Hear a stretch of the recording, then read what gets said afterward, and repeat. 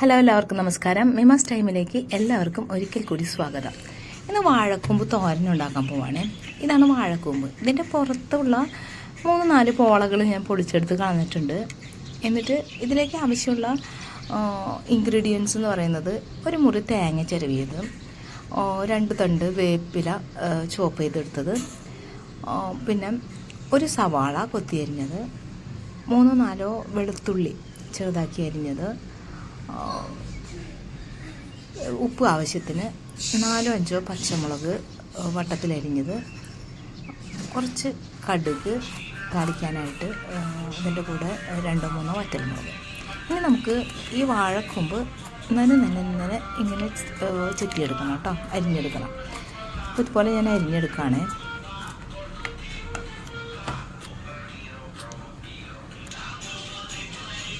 കണ്ട് വളരെ തരികളായിട്ടാണ് അരിഞ്ഞെടുക്കുന്നത്.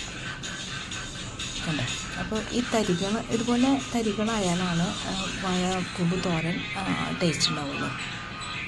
അപ്പോൾ ഇങ്ങനെ അല്ലാതെ ഞാൻ കൊത്തി അരിഞ്ഞെടുക്കുകയാണ് കേട്ടോ.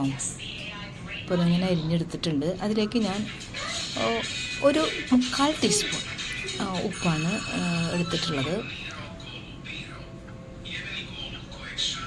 ഉപ്പ് എല്ലായിടത്തും ആകത്തക്ക വിധത്തിലൊന്ന് മിക്സ് ചെയ്യണം. ഇനി 1 സ്പൂൺ വെളിച്ചെണ്ണ ചേർക്കുന്നുണ്ട് കേട്ടോ. അതിലൊരു ചെറിയൊരു നാര് പോലെ ഉണ്ടാവും. അപ്പോൾ നമ്മൾ കറി വയ്ക്കുമ്പോഴേ ഈ നാരുകൾ നാവിൽ തടയുമ്പോൾ ഒരു സുഖം ഉണ്ടാവില്ല. അപ്പം നമുക്ക് 1-2 സ്പൂൺ വെളിച്ചെണ്ണ ഇതിലേക്ക് ഒഴിച്ചിട്ട് നന്നായിട്ടൊന്ന് തിരുമ്പി കൊടുക്കാം. നന്നായിട്ട് തിരുമ്പി എടുക്കുന്നുണ്ട് കേട്ടോ. വെളിച്ചെണ്ണ എല്ലാ ഭാഗത്തും ആവുന്ന വിധത്തിൽ തിരുമ്പി എടുത്തിട്ടുണ്ട്. അതിലേക്ക് നമുക്ക് തേങ്ങ ചിരവിയത് ആഡ് ചെയ്യാം.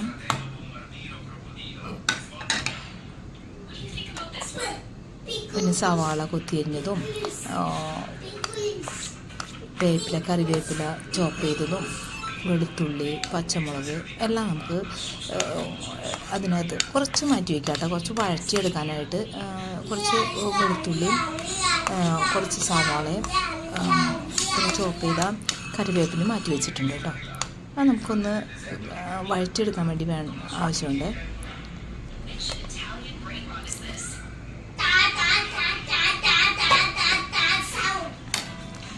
ഇതെല്ലാം കൂടി നമുക്കൊന്ന് കൈകൊണ്ടൊന്ന് തിരുമ്മിയെടുക്കണം കേട്ടോ. കൈകൊണ്ടോ സ്പൂൺ കൊണ്ടോ തിരുമ്മിയെടുക്കുക. കൈകൊണ്ടാണെങ്കിൽ എല്ലായിടത്തും നന്നായിട്ടത് ചേർന്ന് ആ മിക്സ് നല്ല മയത്തിലാവും കേട്ടോ. സ്പൂണായാലും കുഴപ്പമില്ല.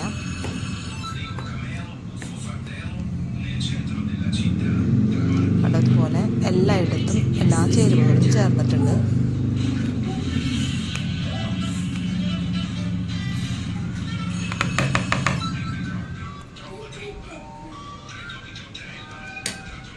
ഇനി നമുക്കിതിലേക്ക് 1/4 ടീസ്പൂൺ മഞ്ഞൾപ്പൊടിയാണ് ഇടുന്നത് കേട്ടോ.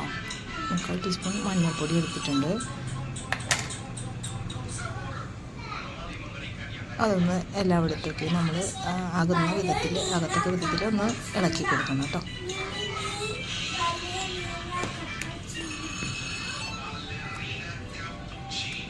എല്ലായിടത്തേക്കും മഞ്ഞൾപ്പൊടിയും ഉപ്പും എല്ലാ ചേരുവകളും അതിനകത്ത് ചേർന്നിട്ടുണ്ട് കേട്ടോ. ഇതുപോലെ നമുക്ക് ഇതുപോലെയാണ് ആ ഒരു മിക്സ് റെഡിയാക്കി വെച്ചിരിക്കുന്നത്. നമുക്കൊരു പാൻ അടുപ്പത്ത് വെച്ച് അതിലേക്ക് കുക്കിംഗ് ഓയിൽ ഒഴിച്ചു കൊടുക്കാം.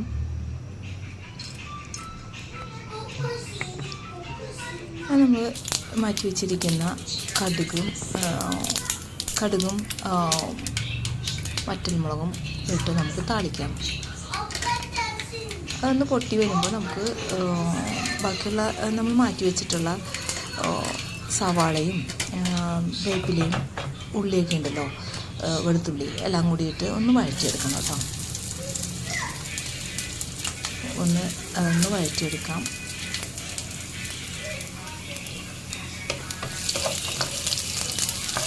നന്നായിട്ടൊന്ന് വഴന്ന് വരുമ്പോൾ നമുക്ക് വഴന്ന് വരട്ടെ കേട്ടോ.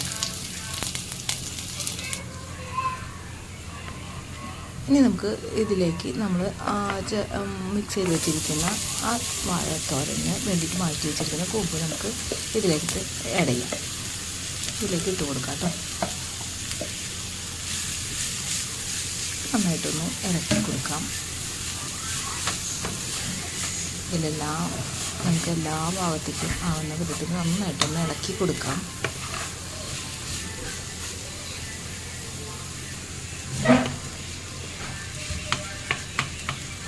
ഇളക്കി കൊടുക്കുന്നുണ്ട്. നന്നായിട്ട് ഇളക്കിയിട്ടുണ്ട്. നന്നായിട്ട് എല്ലായിടത്തും മിക്സ് ആയിട്ടുണ്ട് കേട്ടോ. ഇനി നമുക്കിതൊന്ന് മൂടി വെച്ചിട്ട് കുറച്ച് നേരം നമുക്കൊന്ന് വേവിക്കാൻ വയ്ക്കാം.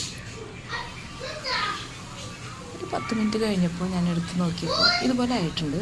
അപ്പോൾ അതിനകത്ത് ഉള്ള വെള്ളത്തിൻ്റെ അംശമൊക്കെ വറ്റിയിട്ടുണ്ട്. ഒന്ന് ഇളക്കി നോക്കാം. നന്നായിട്ട് പാകമായിട്ടുണ്ട്.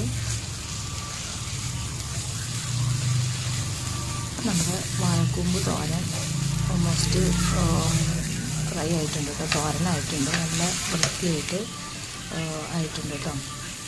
അപ്പോൾ നമ്മുടെ വാഴക്കൂമ്പ് തോരൻ റെഡി. നമുക്ക് സൈഡ് കറിയായിട്ട് നമുക്ക് യൂസ് ചെയ്യാം. ഉച്ചയ്ക്ക് ഊണിന് സൈഡ് കറിയായിട്ട് വാഴക്കൂമ്പ് തോരൻ. ഇഷ്ടപ്പെട്ടാൽ നിങ്ങൾ ലൈക്ക് ചെയ്യണേ, സബ്സ്ക്രൈബ് ചെയ്യണേ. Thank you for watching.